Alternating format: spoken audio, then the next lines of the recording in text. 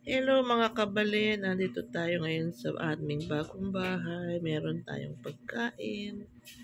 Tayo ay kumain. Manganta mo po, suman, ating latik, suman na may latik, at saka kalame. At saka syempre, meron tayong coffee. Ayan, masarap ito. Masarap sana ito kung may niyog. At kain po tayo ng almusal Kenny. Shout out ka rin taga Tarlaken. Ito po yung habi. Magagawa yung garden kita. Okay? Ganito ang pagkain dito. Kuha tayo ng konti. Tapos,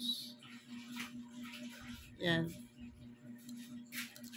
Soso tayo kay mayumo. Tapos, mga tamo. At meron pong beautify doon na pusa. Ay. Kasalukuyan po namin gagawa ni kaya aming garden, kaya yung gulot, medyo magulo pa po. Ayan.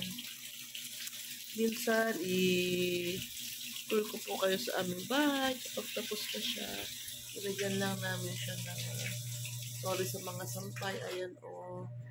Meron siya anong tawag dyan para hindi makapasok. Yung mga alam nyo na.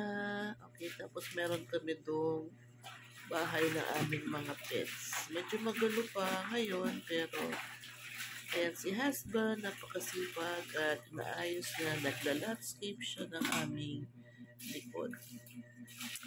So, ayan po ang aking update ngayon. Sorry po at matagal-tagal po ako hindi nakapag-update dahil naging very busy po kami sa aming bagong bahay. Okay? See you! Bye!